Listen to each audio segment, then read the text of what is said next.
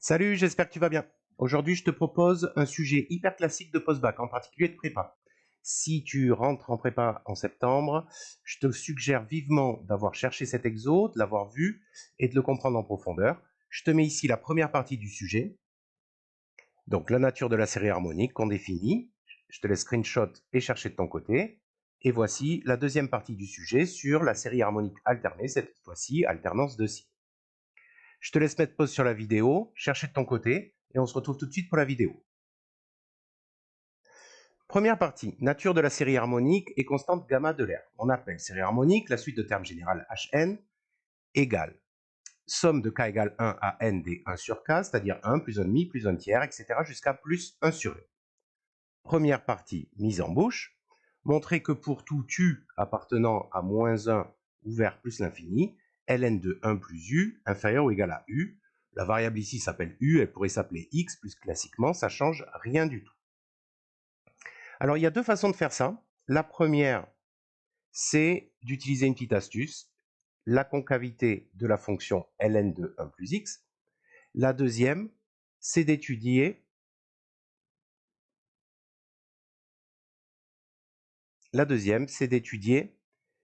la fonction ln de 1 plus x moins x et de montrer grâce à ces variations qu'elle est toujours négative, elle ne dépassera jamais 0, elle est décroissante.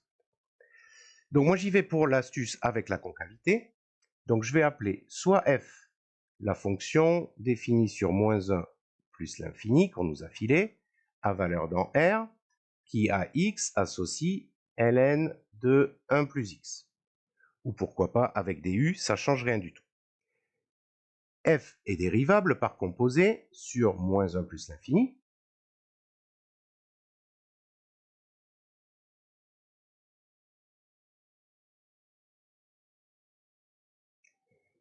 Et elle est même deux fois dérivable, mais je vais y aller par étapes.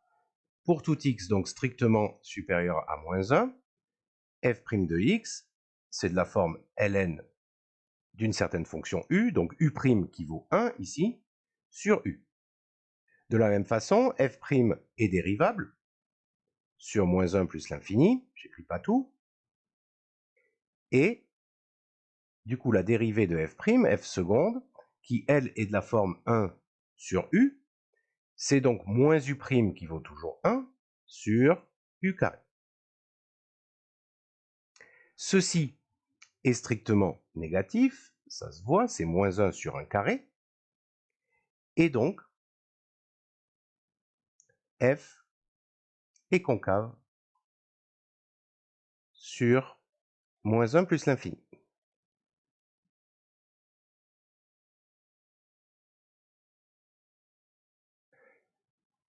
Du coup, si elle est concave, la courbe est toujours au-dessous de ses tangentes.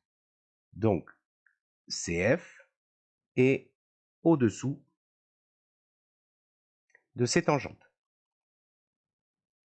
L'idée, ça va être de choisir une tangente avec une équation sympa, une tangente simple. On va prendre en particulier donc de la tangente à la courbe au point d'abscisse 0 qu'on va appeler T0. Quelle est l'équation de T0? On va préparer le boulot. F' de 0, facteur de x moins 0, plus f de 0. Je prépare le boulot, f' de 0 vaut 1 sur 1, 1. Et f de 0 vaut ln de 1 plus 0, ln de 1 qui vaut 0. Donc T0 a pour équation y égale 1 facteur de x moins 0 plus 0, c'est-à-dire y égale x. Et donc si CF est toujours en dessous de la tangente T0, on a donc, pour tout x strictement supérieur à moins 1, ln de 1 plus x inférieur ou égal à x, ce qu'on peut retraduire en, bien sûr, pour tout u strictement supérieur à moins 1, ln de 1 plus u inférieur ou égal à u. Si le u vous gêne, vous le remplacez par une lettre dont vous avez plus l'habitude. Il y avait une question de bac un peu dans ce goût-là récemment. Je ne sais plus exactement quel sujet de cette année 2025. Je chope la suite.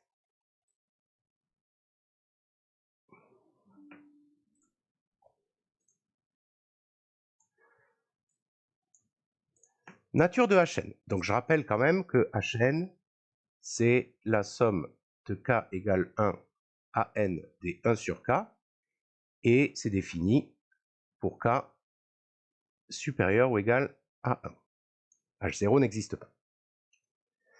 Pour étudier la monotonie, presque 100% du temps, si on n'a pas trop d'idées, on va étudier le signe d'un terme moins le précédent. Donc je vais commencer par calculer ça. Alors si on n'est pas trop habitué avec les sommes, je vais écrire l'étape k égale 1 à n plus 1 des 1 sur k, moins somme de k égale 1 à n de 1 sur k. La première somme, c'est 1 plus 1,5 plus 1 tiers jusqu'à plus 1 sur n plus 1. Et la deuxième, c'est la même, mais ça s'arrête un terme avant, à 1 sur n. Ce qui fait que dans la première somme Hn plus 1, il y a un terme de plus que dans la deuxième. Et donc, quand je soustrais, il reste que lui. Il reste donc que Hn plus 1. N étant supérieur ou égal à 1, n plus 1 est supérieur ou égal à 2. Donc, 1 sur un truc positif, c'est positif, et même strictement. Donc, Hn est strictement croissante.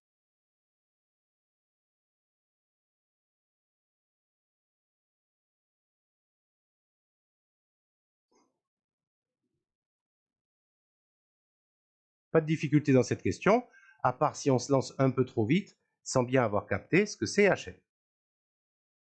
Je rappelle aussi en passant qu'on n'a pas de formule simple pour calculer Hn, pour l'écrire sans symbole sigma, sans signe somme, sans somme avec les pointillés. C'est pas la somme de termes d'une suite de références où on sait calculer la somme, donc on est bloqué. 2. Montrer que pour tout n dans n étoiles, toujours h2n moins hn est supérieur ou égal à 1,5. Bon, j'ai pas trop d'idées, donc je vais regarder ce que vaut h2n moins hn. h2n, c'est la somme de k égale 1 à 2n des 1 sur k.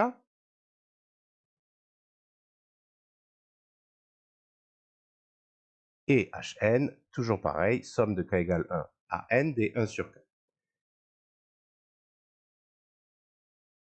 Donc dans la première somme, il y a plus de termes que dans la deuxième. La question, c'est lesquels restent? Il va rester à partir de k égale n plus 1, c'est le premier qui ne part pas, puisque k égale n, il est dans la première et la deuxième. Mais à n plus 1, il est dans la première, mais pas dans la deuxième. Donc c'est le premier qui reste. Et le dernier qui reste, c'est pour k égale 2n. Il reste donc ceci.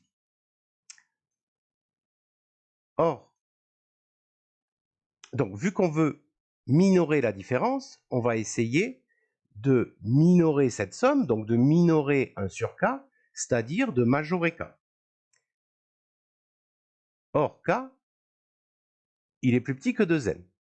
Dans cette somme, donc, 1 sur k, en appliquant la fonction inverse, qui est strictement décroissante sur r étoile plus, il est supérieur ou égal à 1 sur 2n. Pardon, j'ai dit strictement décroissante tout court suffit ici, puisque c'est des inégalités larges.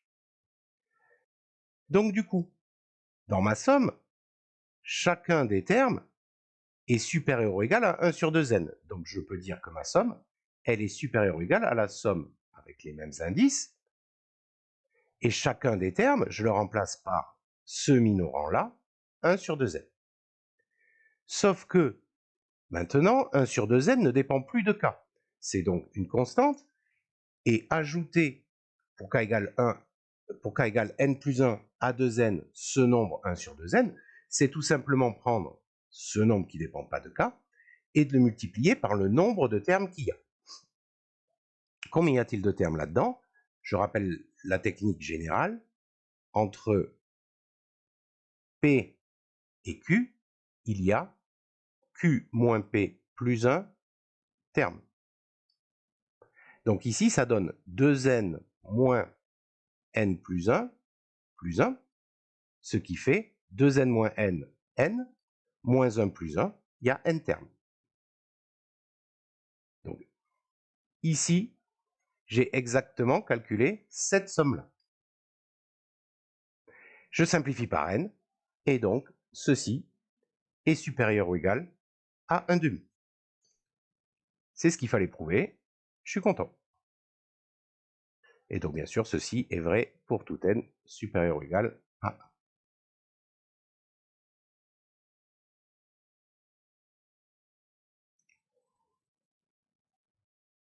1. En déduire que Hn ne converge pas,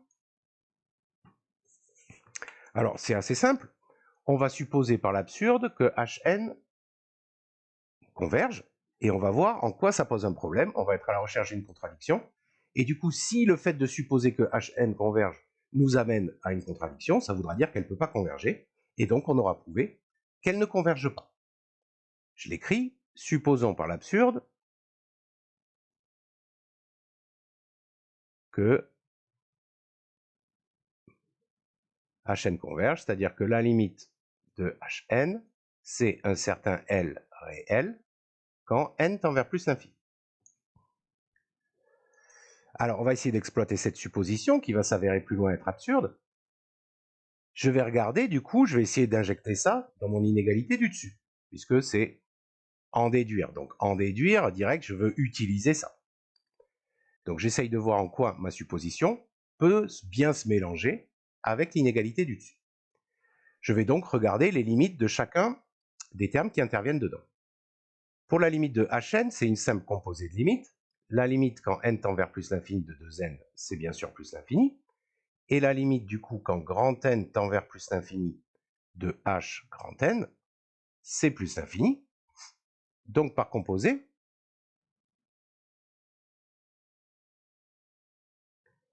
la limite quand petit n tend vers plus l'infini de h de n, c'est mon petit l. Pardon, j'ai mis plus l'infini là, n'importe quoi. Je viens de supposer que ça tendait vers L. Excusez-moi.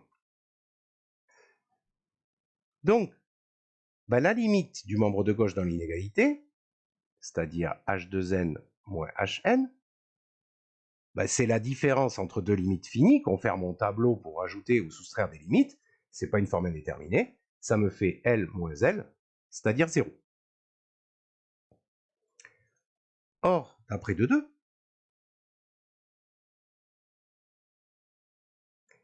h2n moins hn, pour tous les n, il est plus grand que 1,5. Comment est-il possible de tendre vers 0 alors que de toute façon je suis plus grand que 1,5? Jamais je pourrais m'approcher à cette 0. En tout cas, je ne pourrais pas m'approcher aussi près que je veux, ce qui est la définition d'une limite. Ceci est impossible.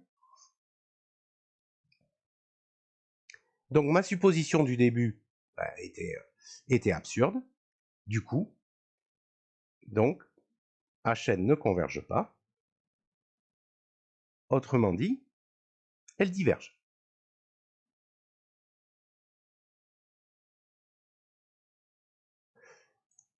Que peut-on en déduire? Alors, ce qu'on peut en déduire, ça pourrait être très simplement ce que je viens de dire, genre elle diverge. Mais bon, on est dans un exo post-bac, donc elle diverge, on a tout de suite en tête deux possibilités pour diverger, ou plutôt trois. Soit je tends vers l'infini, plus ou moins l'infini, soit alors j'ai pas de limite. Donc on pourrait se demander, est-ce que je peux décider entre Hn tend vers l'infini ou Hn n'a pas de limite? C'est ce qu'on va faire dans ce en déduire là. On va montrer que la seule possibilité, c'est qu'elle tende vers plus l'infini. Du coup, d'après 2a, 1, pardon, Hn est croissante.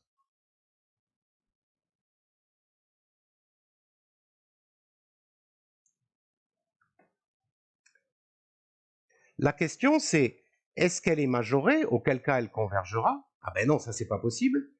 Ou alors, elle n'est pas majorée, mais une suite croissante qui n'est pas majorée tendra forcément vers plus l'infini. Voilà, je viens de dire tout ce qu'il faut. Si Hn était majoré, alors ça serait une suite croissante et majorée, alors elle convergerait, ce qui n'est pas le cas, on vient de le prouver.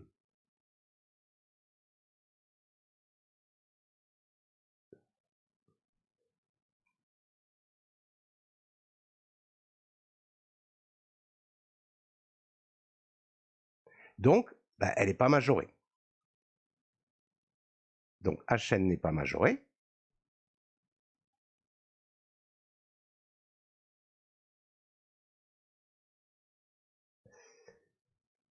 Et donc, elle est croissante et pas majorée. Donc, la limite de Hn,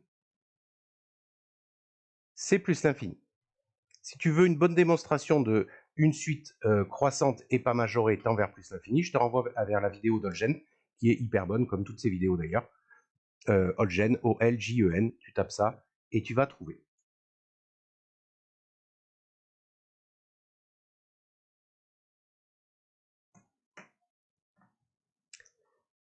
Ok, donc c'est pas un en déduire anodin, genre ouais, elles ne convergent pas, donc elles divergent, ça c'est trop évident pour des problèmes post-bac. J'attrape la suite et on continue.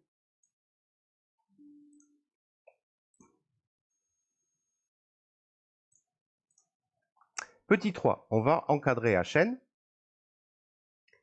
en se laissant guider. 3.1, montrer que pour tout cas dans n étoiles, l'intégrale de k à k plus 1 de dt sur t est compris entre 1 sur k plus 1 et 1 sur k. Ça, c'est une technique assez classique dans ces questions de série. Alors, je n'ai pas défini ce qu'était une série, mais ce n'est pas très important pour faire cet exo. En fait, on va comparer notre somme à une intégrale. Et ça va nous donner la nature de la somme, c'est-à-dire convergente, divergente, etc. Du coup, je vais choisir d'abord un k dans n étoiles qui ne bouge pas, soit k dans n étoiles. Et maintenant, je vais prendre dt qui, eux, bougent dans l'intervalle k plus 1. Dans cet intervalle k plus 1 qui est fixé, j'ai, bien sûr, je l'écris, c'est évident, t qui est compris entre k et k plus 1, c'est la même chose que t appartient à l'intervalle k plus 1. Mais du coup, 1 sur t, il est compris entre 1 sur k plus 1 et 1 sur k, parce que la fonction inverse est décroissante sur R étoile plus, et tout le monde est bien dans R étoile plus, parce que k étant supérieur ou égal à 1, tout le monde est plus grand que 1. Donc du coup, j'ai cet encadrement, et par croissance de l'intégrale, je vais pouvoir intégrer tout le monde entre ces bornes kk plus 1, qui sont les limites où l'encadrement est vrai. Donc par croissance de l'intégrale,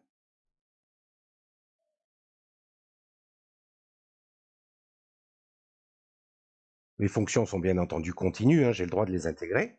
J'ai l'intégrale entre k et k plus 1 de dt sur k plus 1, qui est inférieur ou égal à l'intégrale entre k et k plus 1 de dt sur t, qui est inférieur ou égal à l'intégrale entre k et k plus 1 de dt sur k. Il faut faire gaffe des deux côtés. K est une constante, elle a été fixée au début. D'accord? Ici et là, K sont des constantes. Et donc 1 sur K plus 1, c'est une constante qui ne dépend pas de T. Pareil pour 1 sur K. Donc l'intégrale entre K et K plus 1 de dt sur K plus 1, c'est, je te laisse faire le calcul, sinon avec le raccourci, K plus 1 moins K sur K plus 1, c'est-à-dire ça donne 1 sur K plus 1. Et idem à droite, 1 sur K. Au milieu, je ne change rien, je laisse l'intégrale sous cette forme. Je pourrais la calculer en faisant apparaître un ln, mais on fera ça plus loin. De toute façon, c'est la forme exacte de ce que je voulais. J'ai donc fini, et je suis content, bien entendu. Mon cas, ici, était fixé dans n étoiles, et j'obtiens ça pour ce cas-là. Mais comme mon cas était quelconque dans n étoiles, finalement, mon encadrement est vrai pour tous les cas dans n étoiles.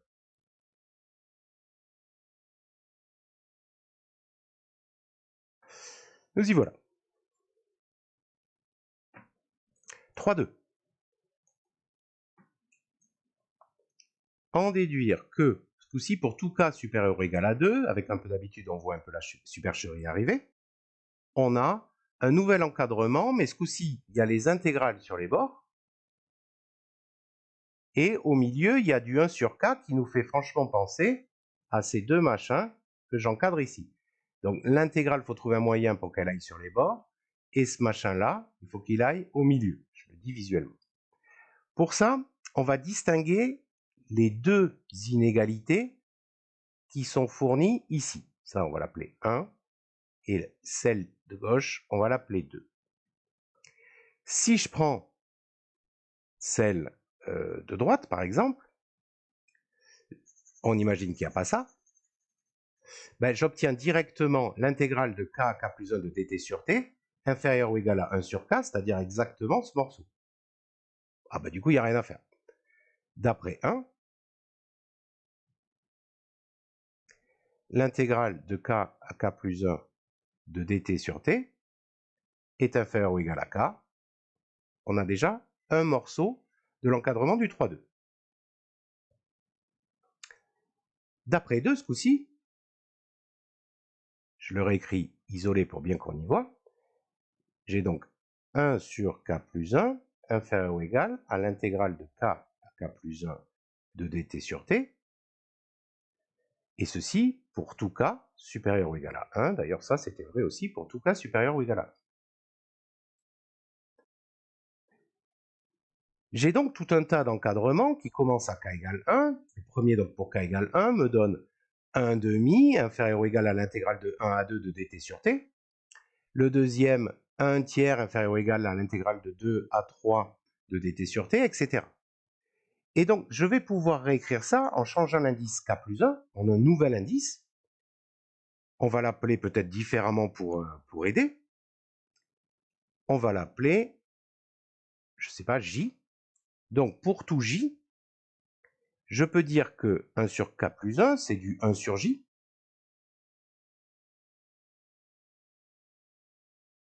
J'appelle k plus 1 j. Et du coup, mon intégrale k plus 1, ben, c'est toujours j. Et mon k, ben, c'est le j qui est k plus 1 moins 1. Donc, j moins 1 de dt sur t. Mais du coup, comme c'était vrai pour tous les k plus grands que 1 et que j c'est k plus 1, ça marche pour tous les j, ce coup-ci, plus grands que 2. Du coup, comme c'est vrai pour tous les j, on s'en fiche un peu de l'appeler j, k ou tartampion. Donc ça, c'est la même chose que donc, pour tout k supérieur ou égal à 2, 1 sur k inférieur ou égal à l'intégrale de k moins 1 à k de dt sur t. Et ça, si je regarde, c'est exactement la partie droite que je voulais. Du coup, en réunissant les deux que j'appelle étoile et étoile étoile, j'obtiens donc, la première était vraie à partir de 1, donc elle est vraie à partir de 2, et la deuxième, elle est vraie à partir de 2. Donc pour tout k plus grand que 2, j'obtiens l'intégrale de k à k plus 1 de dt sur t, inférieur ou égal à 1 sur k, qui est lui-même d'après étoile étoile, inférieur ou égal à l'intégrale de k moins 1 à k de dt sur t. Et j'obtiens bien l'encadrement qu'on voulait. Le point un peu délicat, c'est peut-être de bien capter que on change d'indice, mais que le nouvel indice, on peut à nouveau l'appeler k, ce passage-là.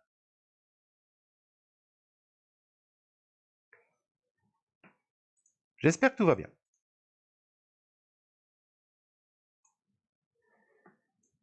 Petit 3,3.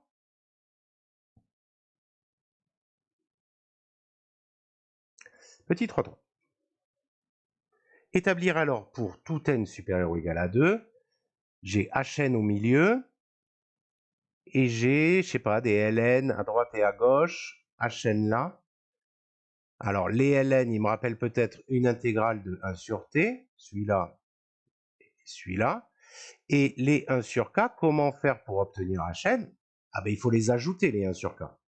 Ah ok. Donc, au-dessus, on a tout un tas d'encadrements. 1 pour k égale 2, 1 pour k égale 3, ainsi de suite. Ben, j'ai droit de les ajouter jusqu'à une certaine valeur, n, que je fixe à l'avance. Donc, je vais fixer un n supérieur ou égal à 2. Et je vais ajouter tous ces encadrements de 2 à n. C'est parti. Donc, on a la somme pour k égale 2 à n de la partie de gauche, c'est-à-dire l'intégrale de k à k plus 1 de dt sur t. Ça, c'est inférieur ou égal à la somme de k égale 2 à mon petit n de 1 sur k. Là, je suis content parce que j'ai presque hn. Il faut faire gaffe de ne pas commencer à k égale 1 parce que celui-là, là, il n'est pas vrai pour k égale 1. Donc, le k égale 1, je devrais le traiter à part.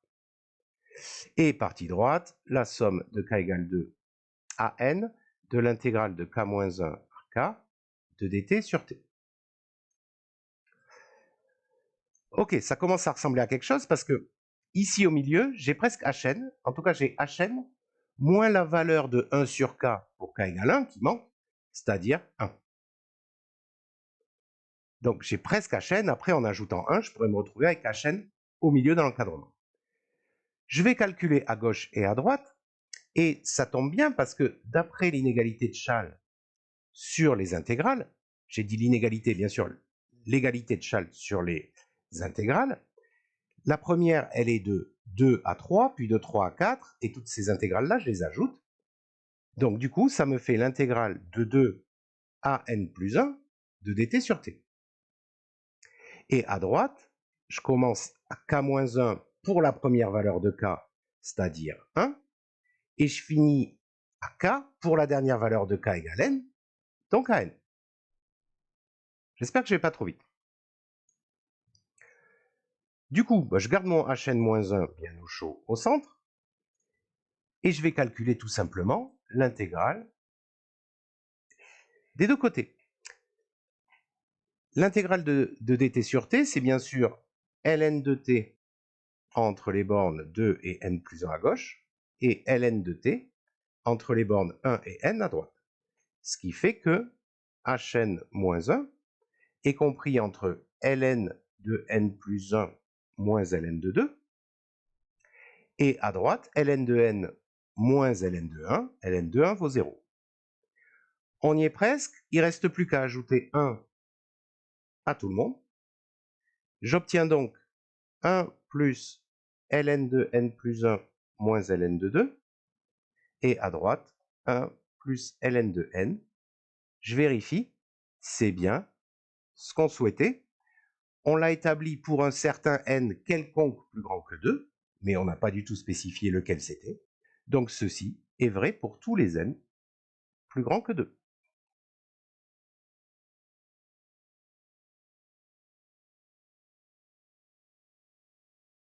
On pourrait résumer cette technique hyper classique en encadrer, intégrer, sommer. Pardon, je n'ai pas du tout encadré les bons trucs. Encadrer puis intégrer, puis sommer, pour comparer justement ma somme des 1 sur k à une certaine intégrale qui est presque la même des deux côtés. Et du coup, j'obtiens des termes assez similaires de chaque côté.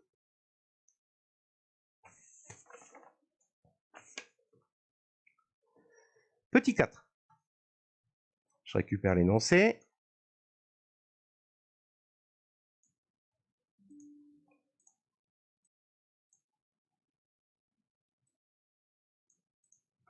Équivalent de Hn. Alors, si tu es en terminale et que tu passes dans le supérieur, tu ne sais pas ce qu'est un équivalent, mais on va te l'expliciter en dessous. Pas de problème. Plus tard, quand tu auras fait le cours, tu sauras exactement ce que c'est. Première question. Montrer que la limite quand n tend vers plus l'infini de ln de n plus 1 sur ln de n, égale 1. Alors, si je remplace comme d'habitude quand on me demande une limite, je vais regarder vers quoi tend le numérateur et le dénominateur. N plus 1 tend vers plus l'infini. Ln de plus l'infini, ça tend vers plus l'infini. Et au dénominateur, ln de n tend vers plus l'infini. J'ai donc une forme indéterminée, infini sur infini. Je l'écris pour toi, mais on n'est pas obligé de l'écrire.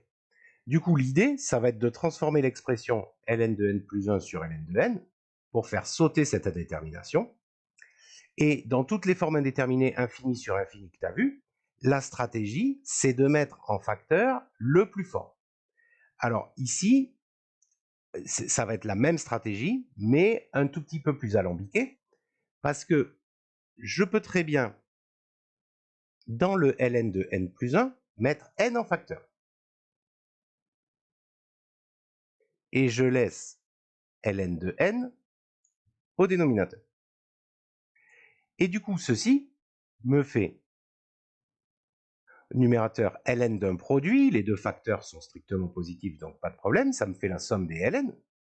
J'ai écrit n'importe quoi là-haut, pardon. S'il y a des erreurs, tu mets dans les commentaires, hein. Comme ça aidera les autres. Ça peut arriver. J'obtiens donc ma somme de ln au numérateur sur ln de n en bas que je n'ai pas touché. Je vais couper ma somme en deux. A plus b, le tout sur c, c'est bien sûr a sur c plus b sur c. Donc ça fait ln de n sur ln de n plus ln de 1 plus 1 sur n sur ln de n. Le premier terme vaut 1 et je recopie le deuxième.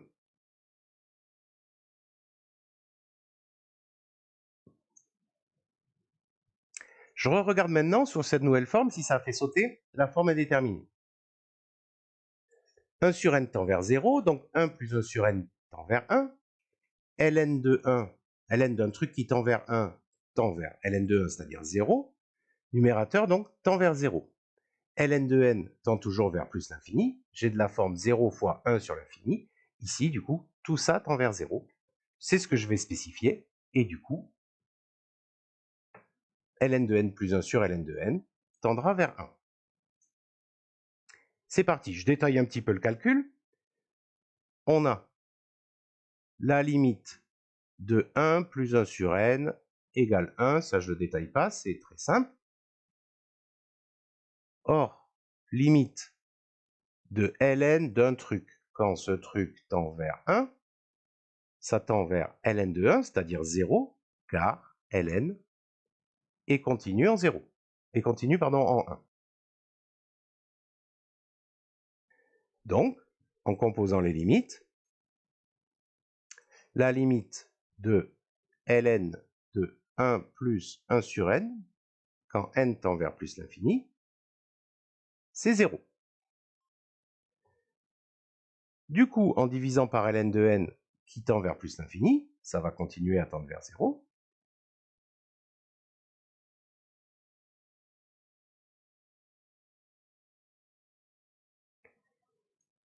Et donc, la limite de ce pâté, qui n'est autre que ln de n plus 1 sur ln de n,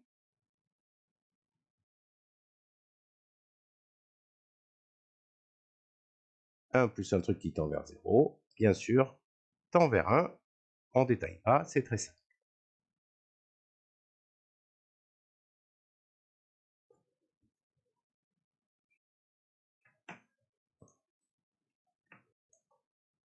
Fin de la 4.1, et on va voir 4.2 en déduire, donc bien sûr on va s'empresser d'utiliser cette limite, on ne sait pas encore trop comment, on va s'empresser de l'utiliser pour trouver la limite de hn sur ln de n, c'est-à-dire, en fait, on va trouver un équivalent de hn, c'est-à-dire la vitesse à laquelle hn tend vers plus l'infini, puisqu'on avait trouvé que hn tendait vers plus l'infini dans les premières questions.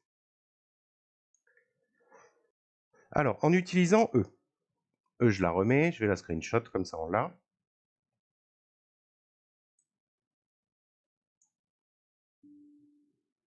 Je la remets là, ça on y va. Donc, on me dit qu'il faut utiliser E. Donc, je regarde E. Et du coup, bah, Hn sur ln de n, je ne le vois pas trop, mais j'ai Hn. Ah, on me parle de limite et on me dit qu'il faut utiliser un encadrement. Ça sent à plein nez, le théorème d'encadrement ou théorème des gendarmes. Mais encore faut-il, au milieu, celui qui est gendarmé, entre guillemets, qui est encadré, il faut que ça soit celui dont on cherche la limite. Donc, le premier truc que je vais vouloir faire, c'est diviser tout le monde par ln de n pour avoir Hn sur ln de n au centre. D'après E.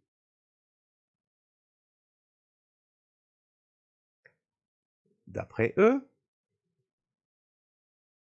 J'écris mal, pardon. On a. Je la réécris.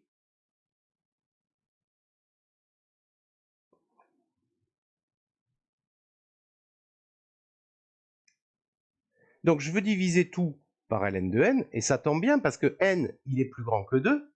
Donc, ln de n, il est plus grand que ln de 2 par croissance du ln, et donc, ben, il est strictement positif. Donc, je vais pouvoir diviser partout par ln de n. 1 plus ln de n plus 1 moins ln de 2, le tout sur ln de n. Et à droite, 1 plus ln de n sur ln de n.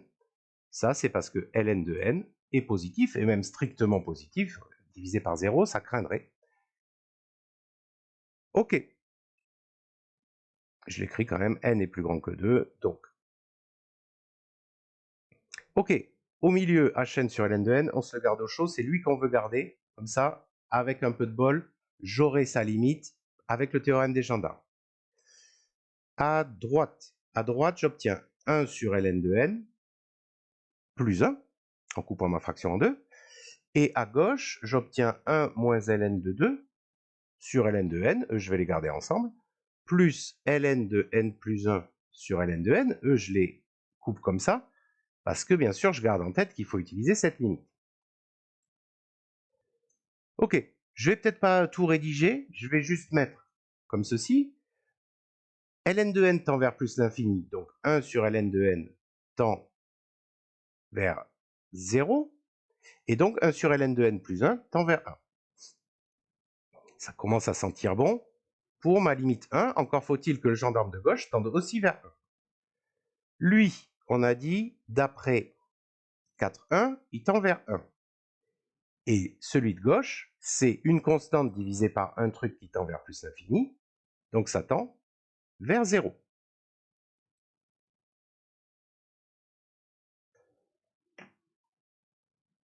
On a donc la limite du gendarme de gauche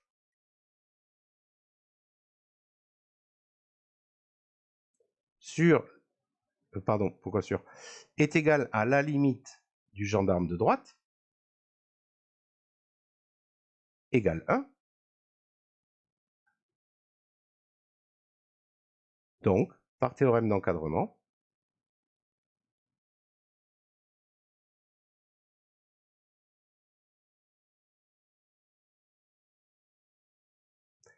la limite de hn sur n qui est coincé entre les deux,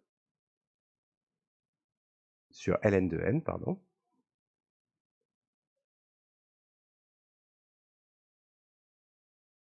ben c'est 1 aussi.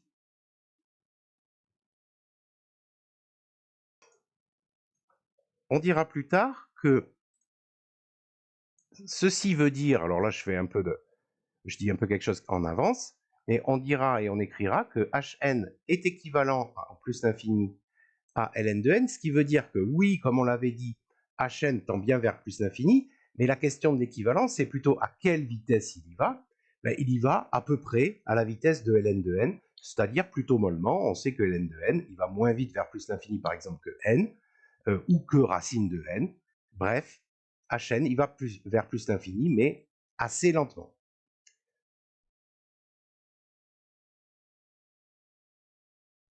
Petit 5.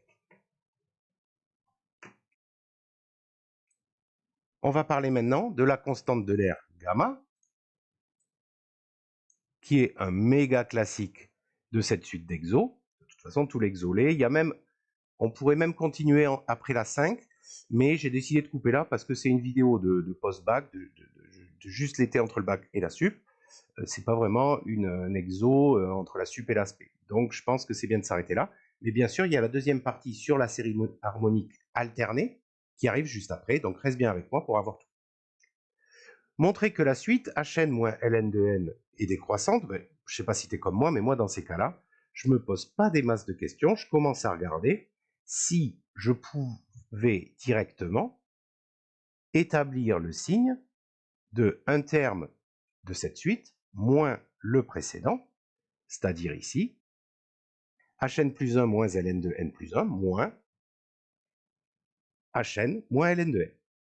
Donc on va regarder ce machin, et bon, si c'est pas possible, on choisira un autre plan, mais ici ça va être possible. Je fais sauter mes parenthèses et je regroupe ceux qui ont l'air d'aller bien ensemble. hn plus 1 moins hn, moins ln de n plus 1, plus ln de n. hn plus 1 moins hn, je te renvoie à la toute première question. On avait dit que c'était 1 sur n plus 1, plus ln de n moins ln de n plus 1. Et cette différence de 2 ln, je vais la réécrire comme ln de n sur n plus 1, avec les formules classiques sur le ln. Petite astuce, n sur n plus 1, je vais le réécrire, alors ça a l'air tout bête comme ça, n plus 1 moins 1, ça fait bien n, sur n plus 1. Je laisse mon 1 sur n plus 1 devant, et dans mon ln, je vais couper n plus 1 sur n plus 1, moins 1 sur n plus 1.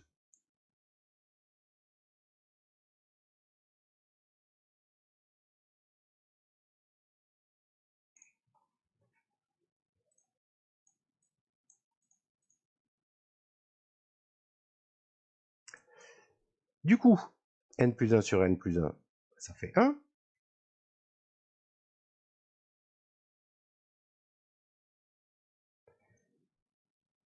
Sur ceci. Sauf que, je te le rappelle, on est dans un coin de la tête, la mise en bouche du tout début, qu'on n'a toujours pas utilisé, donc ça dans les exos, quand tu as une question qu'on t'a dit de montrer, genre en préambule, et que tu n'as pas utilisé, bah, c'est quand même bien de garder en tête, genre ça serait bien qu'à un moment j'utilise, parce que sinon c'est quand même chelou qu'on m'ait demandé de le montrer. J'ai bien du ln de 1 plus un truc, et donc je vais pouvoir le majorer. Et donc ceci c'est plus petit que 1 sur n plus 1, plus, donc du coup j'applique ma formule du warm-up avec u égale moins 1 sur n plus 1, qui est bien supérieur ou égal à moins 1. Donc moins 1 sur n plus 1, et donc ceci est négatif ou nul. Donc je le dis ici, ce que j'utilise, c'est d'après 1, et moins 1 sur n plus 1 est bien supérieur ou égal à moins 1. Ben, je sais que 1 sur n plus 1, il est compris entre 0 et 1, puisque n plus 1 est plus grand que 1. Et du coup, u égale moins 1 sur n plus 1, ben c'est bien, en oubliant ce côté-là, supérieur ou égal à moins 1. Supérieur à moins 1.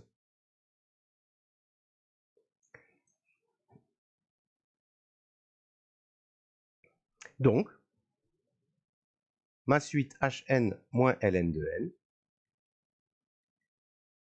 elle est décroissante. J'ai bien, pour tout n, un terme moins son précédent qui est négatif. Elle est donc décroissante. Next. 5.2. En déduire en utilisant E, qu'elle converge vers une limite finie. Bon, c'est un peu pléonasme, si elle converge, c'est vers une limite finie. On a d'après E, je vais le recopier, 1 plus ln de n plus 1, moins ln de 2, hn et 1 plus ln de n, dans cet ordre, pour tout n supérieur ou égal à 2. Pour utiliser la 5.1, j'ai envie de faire apparaître hn moins ln de n, je vais donc soustraire ln de n à tout le monde. hn moins ln de n, à droite 1 plus ln de n moins ln de n, et à gauche 1 moins ln de 2, je les groupe, plus ln de n plus 1, moins ln de n. Je vais oublier le côté droit et m'intéresser juste au côté gauche. Pourquoi? Parce que je veux montrer qu'elle converge alors que je veux utiliser qu'elle est décroissante.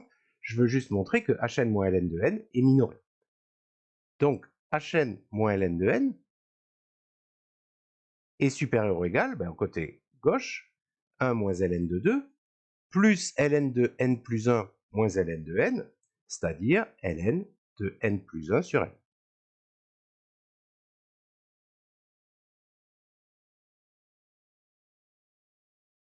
Or, n plus 1, il est plus grand que n. Donc, n plus 1 sur n, il est supérieur ou égal à 1. Et du coup, donc, ln de n plus 1 sur n, il est positif par croissance du ln sur r étoile plus. Donc du coup, hn moins ln de n, il est plus grand que 1 moins ln de 2 plus un truc positif. Et donc, a fortiori, hn moins ln de n, il est supérieur ou égal à 1 moins ln de 2, tout court, puisqu'il est déjà supérieur à 1 moins ln de 2 plus un truc positif. Donc, il est forcément supérieur à un truc plus petit, à savoir 1 moins ln de 2. Il n'y a plus qu'à conclure. D'après 5.1, cette suite est décroissante et aussi minorée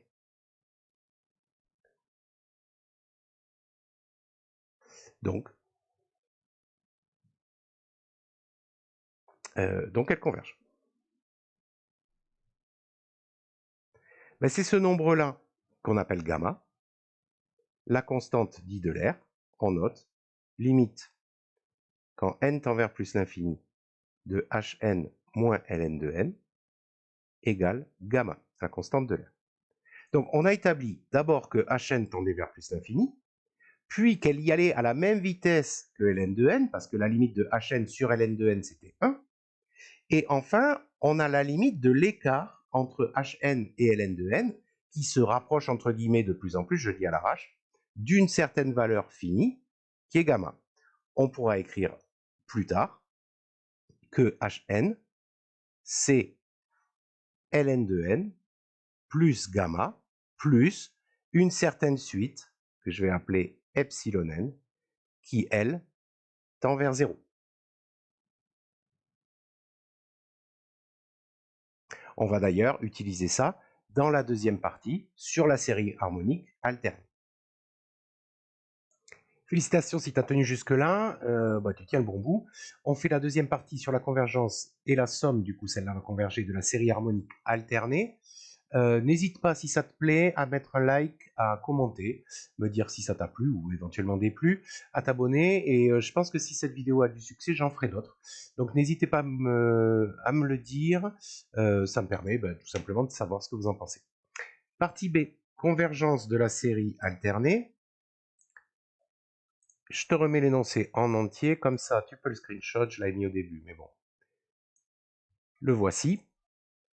Et ici, ça va être un peu plus court, donc accroche-toi encore, et c'est bientôt la fin. Je te rappelle que cet exo est vraiment méga classique. Alors, dans la première partie, on a vu, et ça sera pareil dans la deuxième, il n'y a pas beaucoup de résultats qui sortent du cadre de la terminale, mais finalement, ça s'enchaîne, ça va vite, et il faut vraiment jongler entre toutes ces notions pour arriver à faire cet exo dessus.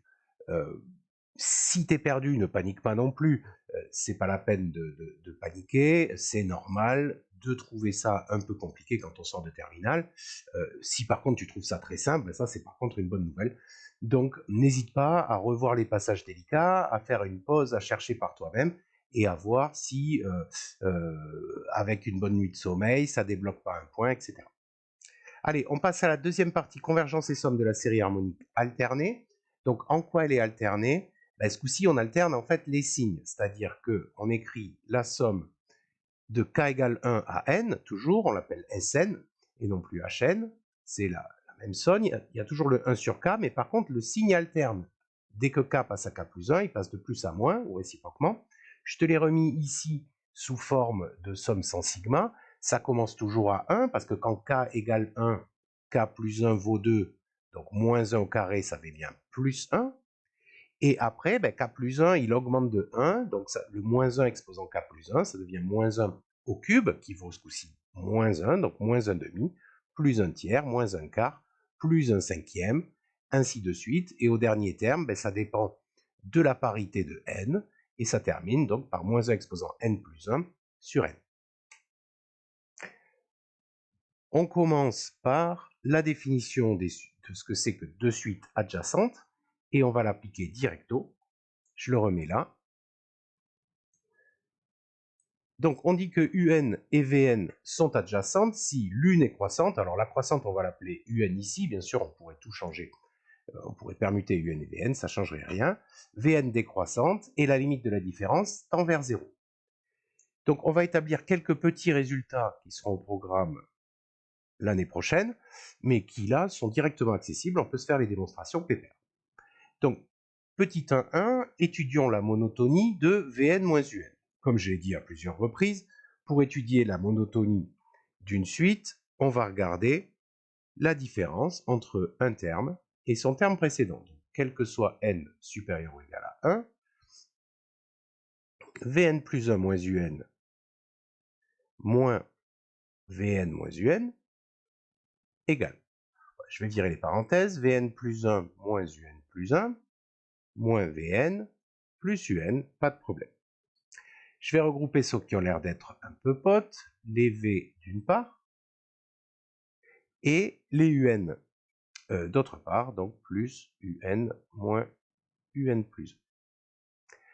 Mais on sait que UN et Vn sont adjacentes, on a pris UN croissante, Vn décroissante, donc si Vn est décroissante, Vn plus 1 moins Vn est négatif, car Vn est décroissante, et vu que UN est croissante, UN plus 1 moins UN est positif, ce qui fait que UN moins UN plus 1, son opposé, est lui négatif, car UN est croissante. Donc finalement, cette différence est négative ou nulle, et donc la suite Vn moins UN est décroissante. On aurait pu faire autrement, on aurait pu dire que Vn moins UN, je mets où alors? Vn moins Un, c'est en fait Vn plus moins Un.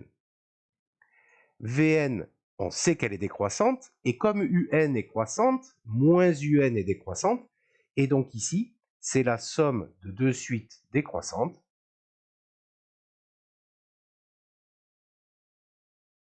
et la somme de deux suites décroissantes est décroissante. Alors, ça demande un petit résultat qui intuitivement n'est pas complètement bizarroïde. À démontrer, c'est assez facile, mais on peut très bien le montrer à la main, comme ça, c'est peut-être plus safe et moins stressant. Petit 1.2. En déduire que UN, respectivement Vn, est majoré, respectivement minoré. Alors, je vais quand même expliquer cette histoire du respectivement, il faut que tu t'y habitues. En fait, il faut lire deux phrases ici. La première, on le lit sans les respectivement, c'est-à-dire en déduire que UN est majoré. Et la deuxième, ben, on remplace par les respectivement, c'est-à-dire en déduire que Vn est minoré. C'est comme ça que ça marche. Du coup, on a, d'après 1.1,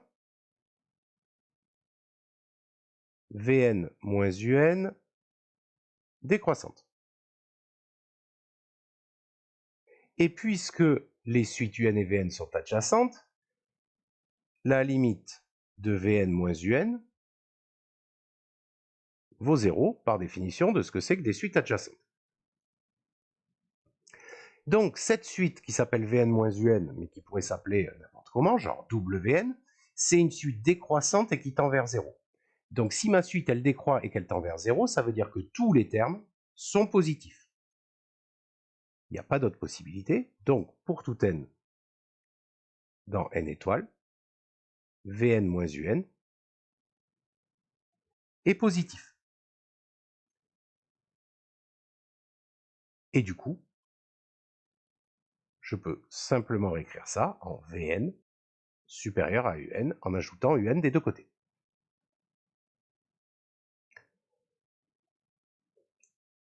Mais Vn, elle est décroissante. Du coup, si elle est décroissante, à chaque fois, un terme est plus petit que le terme précédent, mais du coup, tous les termes sont plus petits que le premier. Donc, pour tout n dans n étoiles, mon terme Vn, il est plus petit que le premier V0, non pardon, V1, puisqu'on commence à n égale 1, c'est Vn avec n dans n étoiles. Et de la même façon, Un, elle est croissante, donc tous les termes sont plus grands que le premier. Si je mélange ces deux ou trois machins, c'est-à-dire Vn toujours plus grand que Un, Vn toujours plus petit que V1, et Un toujours plus grand que U1, j'obtiens donc, pour tout n dans n étoiles, Un, Vn dans cet ordre. Mon Vn, il est plus petit que V1, et mon Un, il est plus grand que U1.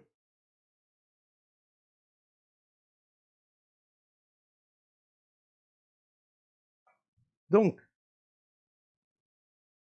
si j'isole la partie, on va dire, bleue, Un plus petit que V1,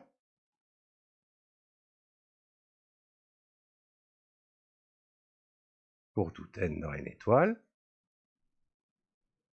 Un est inférieur à V1, c'est-à-dire Un majoré, et du coup par V1. Et on va mettre une autre couleur, genre vert, pour U1 inférieur ou égal à Vn.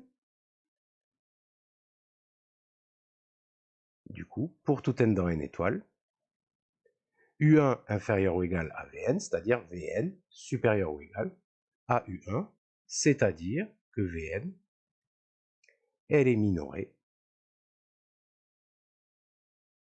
par U1.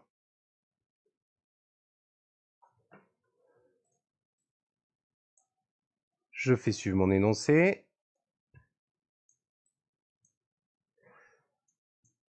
Petit 1.3, en déduire que Un et Vn convergent vers une même limite finie.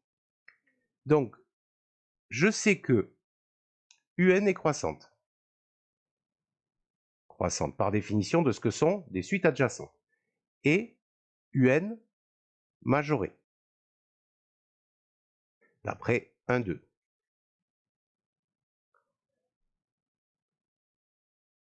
Donc, une suite croissante et majorée, pas le choix. Un converge. On va appeler sa limite, par exemple, L. De même, Vn, elle décroît. Et minorée, toujours d'après 1,2. Donc, Vn, elle converge aussi.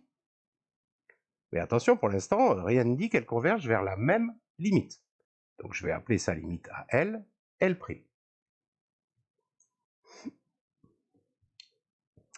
Donc, on a déjà montré que Un et Vn convergent. Reste plus qu'à montrer qu'elles ont la même limite, c'est-à-dire que L égale L'. On va se rappeler du troisième point de définition de suite adjacente. Or, la limite de Vn moins Un, ça doit être 0.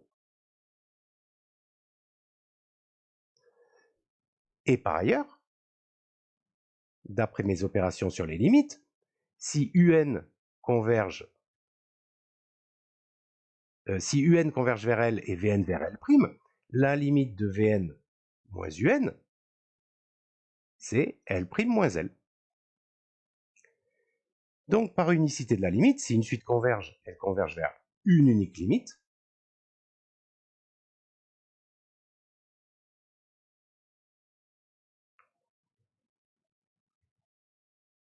L' moins L égale 0, c'est-à-dire L égale L'.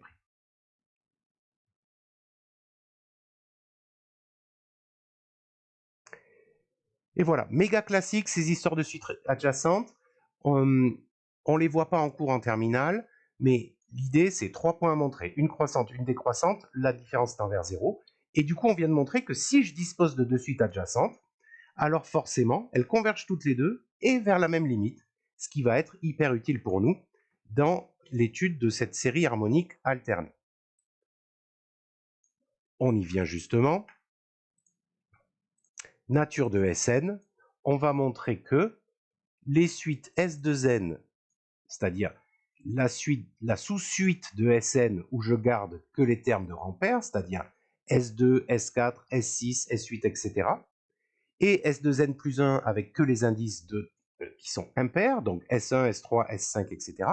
Toutes les deux, elles vont être adjacentes, l'une va être croissante, l'autre décroissante, et la différence tend vers 0. Du coup, on pourra utiliser le préambule à la question 1. Donc, pas le choix, il faut montrer les 3 points pour montrer que les suites sont adjacentes. On va commencer par la monotonie de S de n. Je mets monotonie parce que, honnêtement, on ne sait pas si c'est celle qui va être croissante ou décroissante. Comme d'hab, je calcule un terme moins le terme précédent de cette suite. Il faut juste faire gaffe que, donc si mon terme S de n, le suivant, c'est 2 facteurs de n plus 1. C'est-à-dire S 2n plus 2, qui est bien le terme de rang pair qui suit le terme numéroté 2n. Parce que 2n plus 1, lui, il est impair.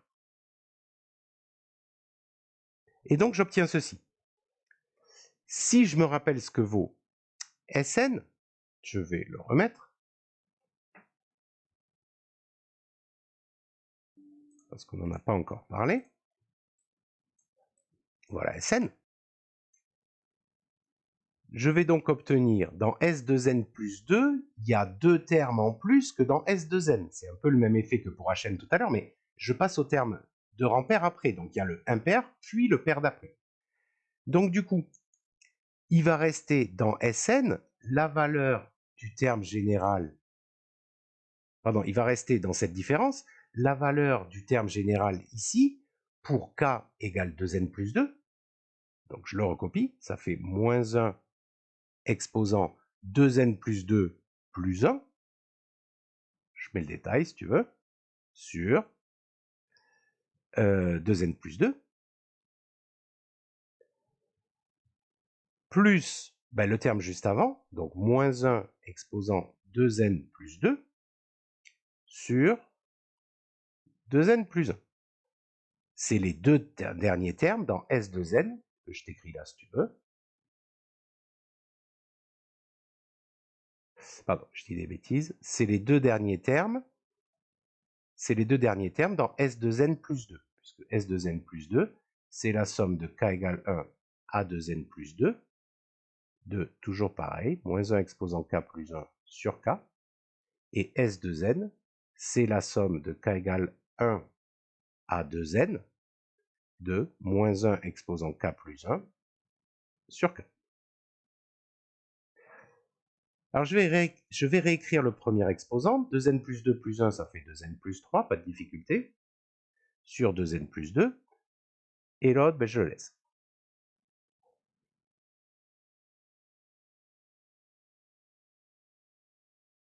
Mais 2n plus 3, c'est... Je vais commencer peut-être par 2n plus 2. 2n plus 2, c'est 2 facteurs de n plus 1. Donc, c'est pair, puisque c'est divisible par 2. Donc, lui, là, il est pair. Et 2n plus 3, et 2n plus 3, c'est justement 2n plus 2, plus 1. Mais 2n plus 2, lui, il est pair. Donc, c'est le suivant d'un nombre pair. Bref, lui, il est impair. Pourquoi je m'intéresse à cette parité? Parce que moins 1 exposant impair, ça fait 1. Et moins 1 exposant un impair, ça fait moins 1. Du coup, là, j'avais moins 1 exposant un impair, plus moins 1 exposant pair, et j'obtiens donc ceci. Je vais tout simplement, pour trouver le signe de S2n plus 2 moins S2n, mettre au même dénominateur, qui va donc être 2n plus 1 sur 2n plus 2. Ici, j'obtiens moins 2n plus 1 plus 2n plus 2. Ce qui me donne, je vais peut-être sauter l'étape,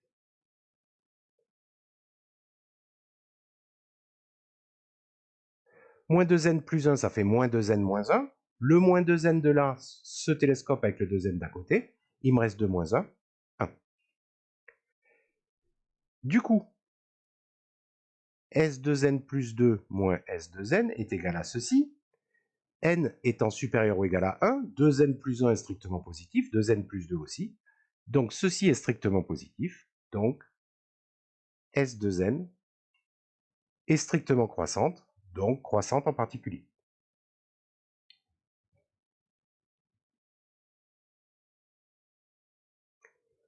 Ok, ben S2n c'est la croissante des deux, donc on va s'occuper de S2n plus 1, qu'on espère être décroissante, sinon on est mal. Pour montrer qu'elles sont adjacentes. Ok, bon, je remets monotonie de S2n plus 1, mais on s'attend à ce qu'elle soit décroissante. Même genre d'astuce, attention aux indices. Si je prends un terme S de n plus 1, le suivant c'est S de 2 facteur de n plus 1 plus 1. C'est-à-dire si je calcule dans le premier indice, 2n plus 2 plus 1, donc 2n plus 3.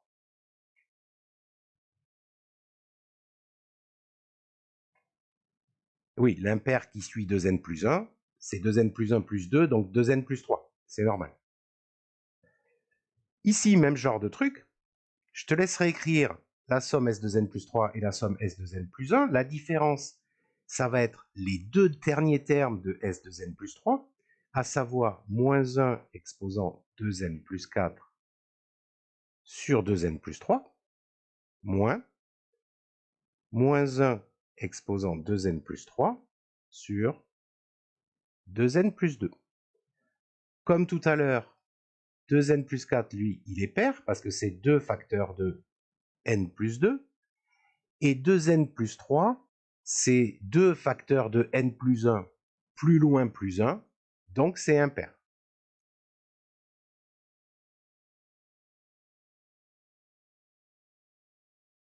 Du coup, le premier vaut 1, sur 2n plus 3 toujours, moins 1 sur 2n plus 3. Pardon, qu'est-ce que j'ai fait là? Plus. Donc plus moins 1 sur 2n plus 2. Attention à ce plus là, hein. C'était bien les deux derniers termes dans la somme. Même dénominateur toujours. Je choisis le produit des deux, 2n plus 2 facteur de 2n plus 3. Ici, j'obtiens donc 2n plus 2 moins 2n plus 3. Ce qui me donne toujours 2n moins 2n, ça dégage. 2 moins 3 moins 1 sur 2n plus 2 facteur de 2n plus 3. Le dénominateur, il est positif. Moins 1 divisé par un positif. C'est négatif. Donc, la différence de deux termes consécutifs de la suite S de n plus 1 est négative, c'est-à-dire que S de n plus 1 est décroissante. Elle est même strictement décroissante, mais on n'en a pas besoin pour montrer qu'elle est adjacente. Donc on peut affaiblir ce qu'on a trouvé. Ça sert à rien. Dernier point pour montrer que ces deux suites sont adjacentes. Je vais peut-être le remettre pour que tu puisses suivre. Si jamais c'est pas clair. Donc l'une croissante, l'autre décroissante, et la différence tend vers 0. Je vais donc m'intéresser à la limite de S2n plus 1 moins S2n. je l'écris, S de n plus 1 moins S de n. Si j'écris avec les sommes, je vais me retrouver donc avec le dernier terme de la somme S de n plus 1, toujours la même astuce, il y a les mêmes, mais il y en a un de plus. Et donc j'obtiens moins 1 exposant 2n plus 2 sur 2n plus 1. 2n plus 2, toujours le même genre de truc, il est pair. Donc ceci vaut 1 sur 2n plus 1. Et du coup, on voulait la limite de la différence. Ben, ça tombe bien, on a calculé la différence. Il n'y a plus qu'à regarder sa limite. La limite de 1 sur 2n plus 1, c'est très très simple. C'est 0. C'est-à-dire que la limite de S de n plus 1 moins S de n, on a bien montré que c'était 0. Du coup, S de n est croissante, S de n plus 1 est décroissante, la limite de S de n plus 1 moins S de n vaut 0. On a fini notre petite recette, donc S de n et S de n plus 1 sont adjacentes. Et là, direct, ben, on a le déclic parce qu'on a montré dans la première question que si on avait deux suites adjacentes, forcément, elles convergeaient vers la même limite. Donc dans notre tête, c'est pas demandé, mais on le dit, on le pense, pardon. Donc, elles convergent vers la même limite. Alors ici, il y a un petit point délicat à aborder avec les connaissances de terminale, c'est que si j'ai la sous-suite des termes de rang pair qui convergent vers une certaine valeur L, et la sous-suite des termes de rang impair qui convergent vers le même L, mais en regroupant, en venant alterner les termes pairs et impairs pour reformer Sn, ça va aussi converger vers L. Intuitivement, ça ne pose pas vraiment de problème, mais là, on a besoin d'un résultat que je ne peux pas vraiment montrer ici, ça déborderait un peu du cadre de cette vidéo. Donc, ça, je l'admets, et je redirai quand est-ce que c'est utile, ça sera utile à la fin pour la dernière question. On admet qu'alors, Sn converge aussi vers L. Je redirai quand c'est utile. En tout cas, elles sont adjacentes. Ça, on n'a pas eu besoin d'admettre des choses pour le prouver. Question 3 et dernière question. C'est bientôt fini. Si tu trouves ça trop difficile, n'hésite pas à me le dire aussi. Ça m'intéresse. Petit 3. Montrer que pour tout n dans n étoiles, S de n est égal à H de n moins Hn. Alors, là, il y a une petite astuce. Ce que je propose de faire, c'est de calculer S de n moins H de n moins Hn, c'est-à-dire S de n moins H de n plus Hn, et on veut montrer bien sûr que ça vaut 0. Si la différence A moins B vaut 0, alors A égale B. Donc je vais remplacer S de n. S de n, c'est la somme de K égale 1 à 2n, de moins 1 exposant K plus 1 sur K, par définition de Sn. Par définition de Hn, H de n, c'est la somme de K égale 1 à 2n des 1 sur K, celle-là, elle n'est pas alternée. Et Hn, la somme de K égale 1 à n des 1 sur K, pas alterné non plus, et on s'arrête à n. Alors, ce que je vais faire pour venir bien mélanger toutes ces sommes, c'est séparer dans la première somme, celle de S de n, je vais séparer les termes de rang pair et de rang impair. Ceci est égal à la somme de K égale 1 à 2n, de moins 1 exposant K plus 1 sur K. Mais dans cette somme, je vais prendre juste les cas pairs. Plus la même somme dans laquelle je vais ranger que les termes où K est impair.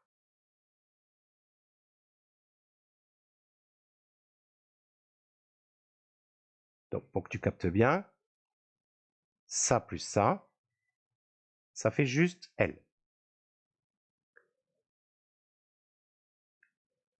Et ensuite, je vais faire la même chose pour la somme venant de H2N. Je vais dire que c'est moins la somme de K égale 1 A2N avec K pair, et 1 sur K, moins encore la somme de K égale 1 A2N avec K impair, des 1 sur K, et il ne faut pas oublier, plus la somme des 1 sur K, pour K allant de 1 à N. Donc, en vert, ici, j'ai soustrait celle-ci.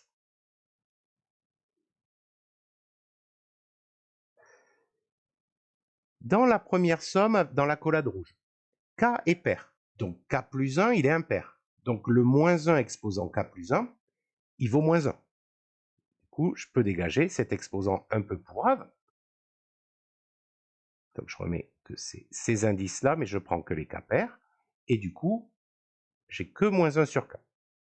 Dans la deuxième somme de l'accolade rouge, K est impair, donc K plus 1 est pair. Et du coup, je me retrouve avec la somme de K égale 1 à 2N avec K impair de 1 sur K. Moins la somme, le reste je recopie, K égale 1 à 2N K pair, des 1 sur K, moins encore la somme de K égale 1 à 2N K impair des 1 sur K, plus finalement la somme de K égale 1 à N des 1 sur K qui correspond au Hn qu'on se trimballe depuis le début. Ici, je me rends compte que j'ai la somme sur les K impairs jusqu'à 2N qui est exactement la même que celle-là et qu'on soustrait. Donc, ces deux termes-là, ils dégagent. Cool, ça fait un peu de place. Et l'autre truc à voir, c'est que cette somme ici, rose, c'est exactement la même que celle-là, puisque le moins, je peux le réécrire devant. Okay, donc j'ai moins un truc, moins encore le même truc. Donc ça me fait moins 2 fois ce même truc.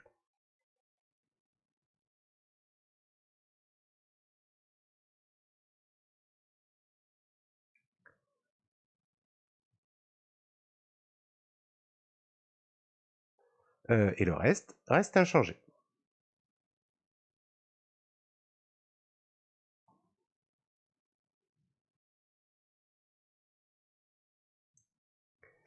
J'ai tenu à pas faire de changement d'indice le plus possible pour faire ce calcul, mais là je vais être obligé.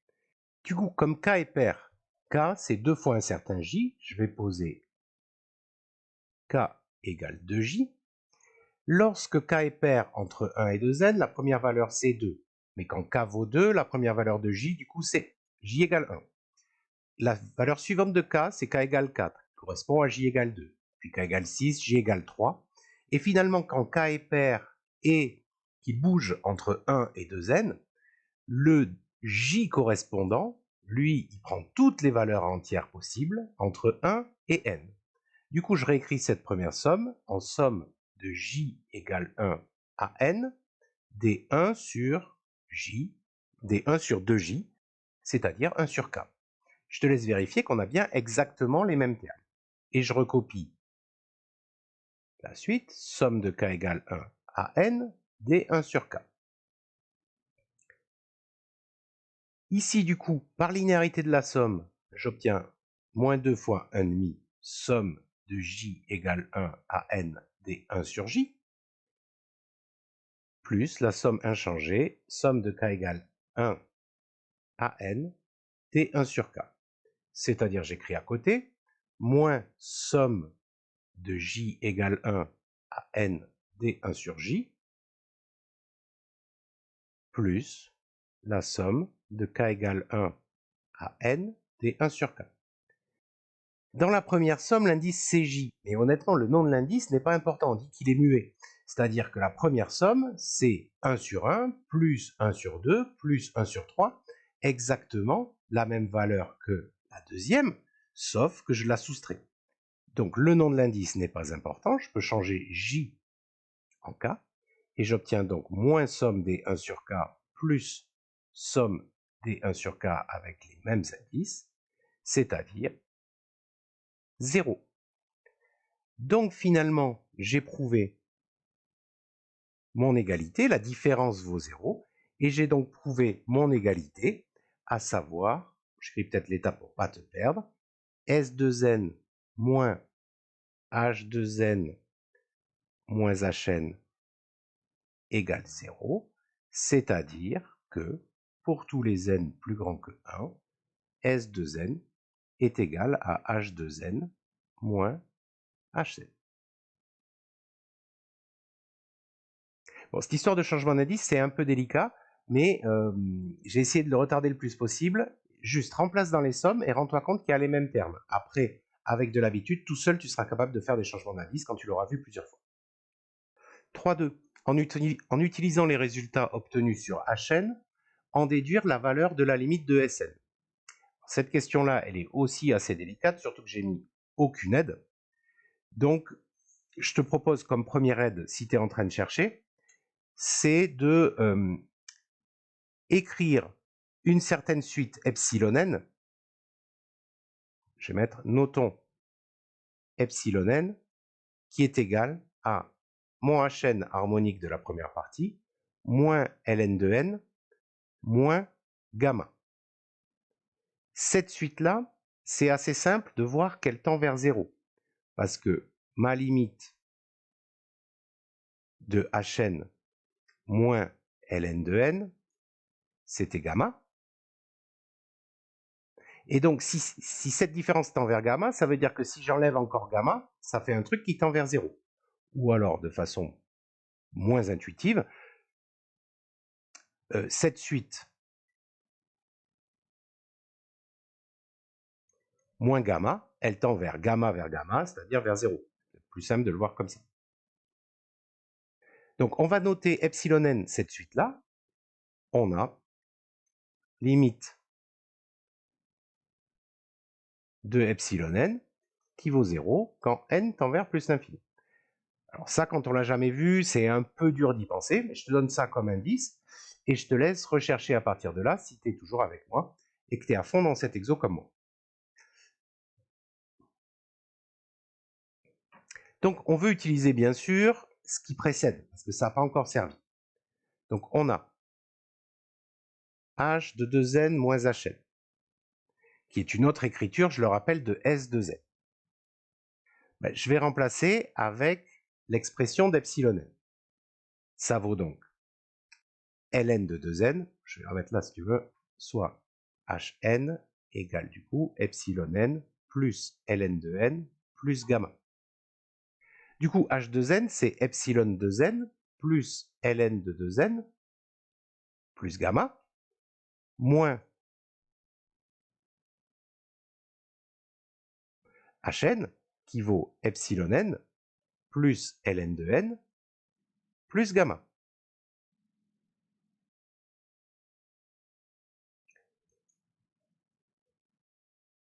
Du coup, je vais regrouper ceux qui vont ensemble, dégager les parenthèses, et ça me fait epsilon de n moins epsilon n, ceux-là, ils ont l'air potes, plus ln de 2n moins ln de n, plus gamma moins gamma, poubelle. Et du coup, ceci fait epsilon 2n moins epsilon n, que je garde, plus ln de 2n sur n, d'après les règles sur le ln. Je simplifie par n dans le ln, et j'obtiens ln de 2. On veut s'occuper de la limite de ceci, puisque la limite de ceci qui vaut s de n nous donnera la limite de s de n. Or, je vais d'abord m'occuper de la limite de epsilon de n. La limite de 2n, quand n tend vers plus l'infini, c'est plus l'infini, je t'apprends rien. Et la limite de epsilon d'un pâté qui tend vers plus l'infini, c'est 0, d'après la partie bleue ici. Donc par composé, la limite de epsilon 2n quand n tend vers plus l'infini, c'est 0. Et donc, la limite de epsilon 2n moins epsilon n, ça tend vers 0 moins 0, c'est-à-dire 0.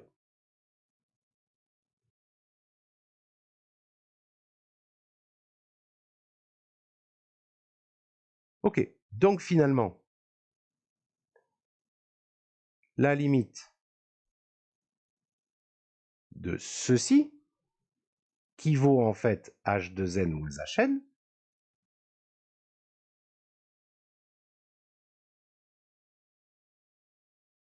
c'est donc 0 plus ln de 2, donc ln de 2. Mais h2n moins hn, c'est toujours égal à S2n, donc forcément, ça tend vers la même chose puisque c'est égal.